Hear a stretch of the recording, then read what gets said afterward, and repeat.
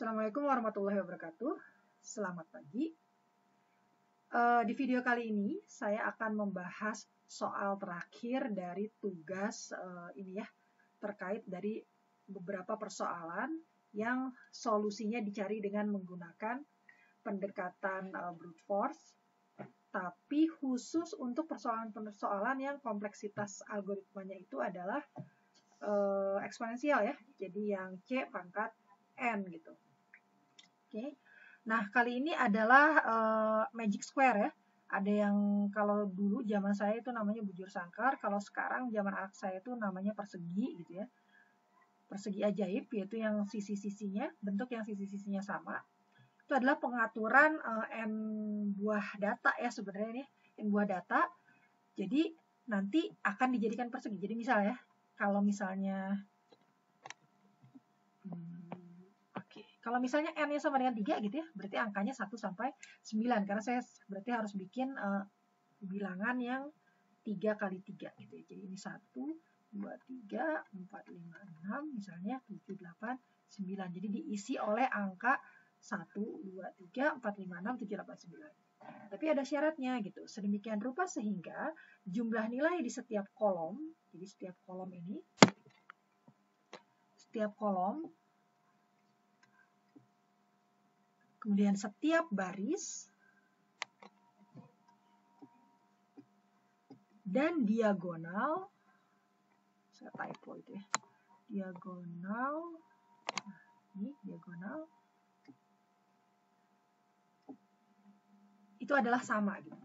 Jadi pengennya,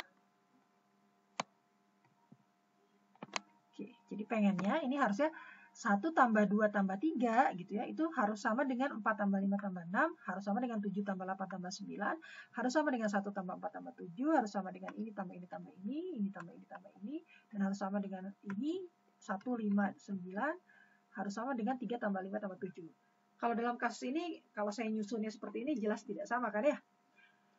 Jadi gimana caranya saya menemukan kombinasi angka sedemikian rupa sehingga tadi ya, baris, kemudian kolom, kemudian diagonal itu penjumlahannya hasilnya sama. Gitu ya. Nah, sekarang coba dong rancang algoritma exhaustive search untuk membangkitkan bujur sangkar ajaib ini gitu. Kira-kira angkanya itu berapa aja? Mudah ya kalau pakai exhaustive search. Kenapa? Ya dicobain, sepertinya saya dicobain satu-satu gitu ya. Bagaimana caranya mencoba satu-satu? Nah, saya anggap ini misalnya supaya mudah saya jadikan ini aja ya. Saya jadikan satu baris saja. 1, 2, 3, 4, 5, 6, 7, 8, 9 gitu. Nah, kan sebenarnya ada ada 9 kotak yang harus kita isi angkanya gitu. Nah, atau mungkin biar sesuai dengan ini ya nggak apa-apa lah ya, saya bikin tetap 3 kali 3 juga boleh lah ya. Ini saya ambil contoh 3 kali 3 ya. Sebenarnya kan harusnya n kali n gitu ya problemnya ya. Saya bikin sama aja deh, saya nggak jadi dibikin kayak gini deh supaya lebih terbayang gitu ya. Nah, jadi coba dilihat, kalau misalnya 3 kali 3 ini kan berarti saya harus pertama kali misalnya mau ngisi yang mana? Misalnya yang pojok sini lah ya, urutan gini ya, misalnya kayak gitu ya ngisinya. Yang pojok sini nih. Nah, berapa kemungkinan saya bisa mengisi itu dengan angka berapa aja sih gitu. Kemungkinannya kan berarti jelas ada 9 kalau di sini kan. Karena saya bisa dia ngisi 1, atau saya bisa ngisi dia 2, atau 3, atau 4, atau 5, atau 6, ya, atau 7, atau 8, atau 9. Artinya ada 9 kemungkinan saya bisa mengisi kotak yang pertama ini. Gitu. Kalau saya sudah tentukan berapa, misalnya saya tentukan 3 gitu ya. Maka kemudian saya harus menentukan isi kotak keduanya berapa gitu kan ya. Nah, berarti berapa kemungkinan setelah saya punya satu angka ini? Kan berarti berkurang 1. Nah, ya. Kalian bisa lihat nih prosesnya ini sama dengan yang sebelum-sebelumnya gitu. Ada beberapa soal yang kayak gini juga kan ya. Maka dia akan, kalau nggak 1, 2, berarti 4, 5, 6, 7, 8, 9 gitu ya. Itu 8 kemungkinan angka yang bisa diisi di kotak kedua. Yang di kotak ketiga, ya berarti berkurang 1 kan ya, 7. Yang ini 6. Ini 5, 4 kemungkinan gitu ya. 3 kemungkinan, 2 kemungkinan, terakhir tidak ada pilihan, 1 kemungkinan. Nah, berarti ini adalah permutasi gitu kan ya. Jadi, berapa kemungkinan saya bisa mengisi kotak-kotak ini tinggal dikalikan saja. 9 dikali 8 dikali 7 terus sampai dikali 1. Nah ini kan tak lain dan tak bukan, itu adalah faktorial dari 9. Ya, 9 itu apa? 9 itu adalah banyaknya bilangan ya. Nah kalau misalnya di sini n-nya adalah 3 ya, berarti 9 itu kan sebenarnya n kuadrat gitu ya. Jadi n kuadrat difaktorialkan gitu ya. Tapi kalau misalnya n-nya kita anggap sebagai jumlah bilangan, n-nya misalnya jumlah bilangan berarti 9 gitu ya. Ya kita berarti bisa tulis bahwa berapa sih waktu yang saya perlukan untuk menulis semua kandidat solusi, yaitu berarti n faktorial gitu ya. Oke. Jadi tergantung kalian menentukan n-nya tergantung menentukan n-nya berapa. Kalau di sini sih kalau saya lihat ya, ini sebenarnya bukan n buah bilangan harusnya ya. Pengaturan n buah bilangan dari 1 hingga n kuadrat ini soalnya sama-sama n. Jadi mau pakai yang mana gitu ya, sebentar. Rancanglah algoritma exhaustive search untuk membangkitkan persegi ajaib orde n. Berarti n di sini 3 ya. Ini kan ordenya n kali n gitu.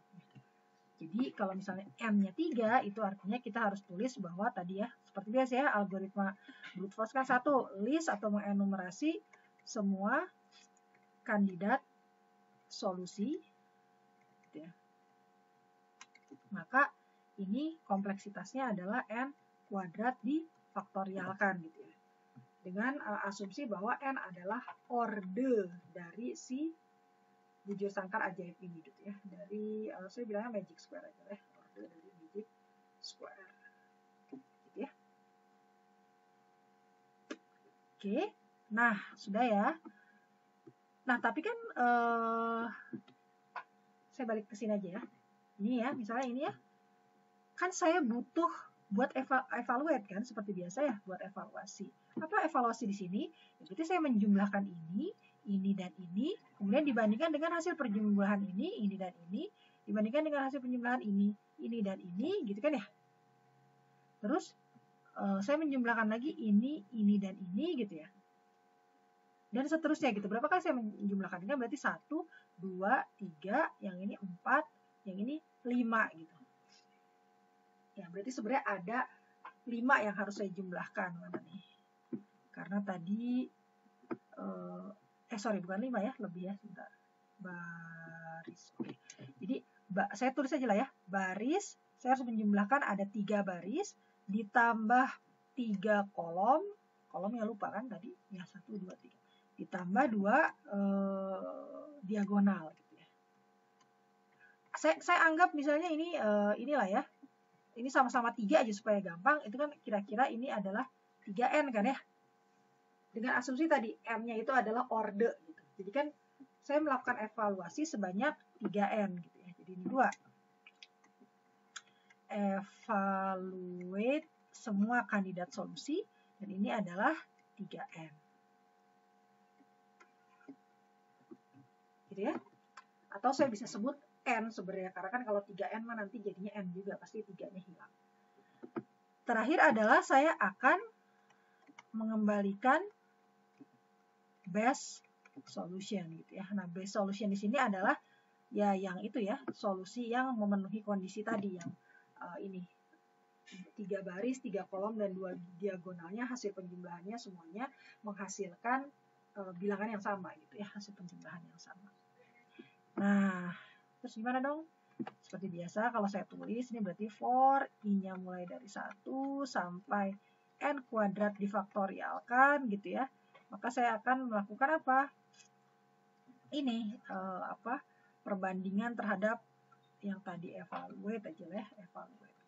Jadi penjumlahan kemudian saya bandingkan, itu kira-kira ini 3 kali kan ya, 3n ya tadi ya. Berarti selesai. Ya sudah gitu ya. Berarti yang ininya 3n, yang ininya berarti n kuadrat faktorial gitu ya. Jadi ini saya bisa bilang bahwa ini adalah n kuadrat faktorial dikali 3n gitu ya. Atau nanti ini n kuadrat faktorial ini nanti jadinya n faktorial sebenarnya. Kan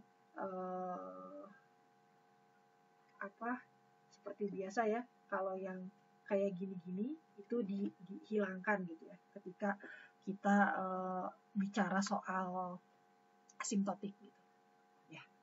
Jadi mau n kuadrat faktorial, mau n pangkat 3 faktorial itu akan masuk ke dalam eksponensial gitu ya, yang n faktorial. Jadi ini kalau saya ditanya, jadi notasi asimptotiknya apa sih gitu ya, maka saya akan bilang bahwa dia adalah member dari elemen dari n faktorial. n faktorial. Begitu kira-kira ya. Oke. Mudah-mudahan bisa membantu memahami problem ini gitu ya. Selamat pagi. Wassalamualaikum warahmatullahi wabarakatuh.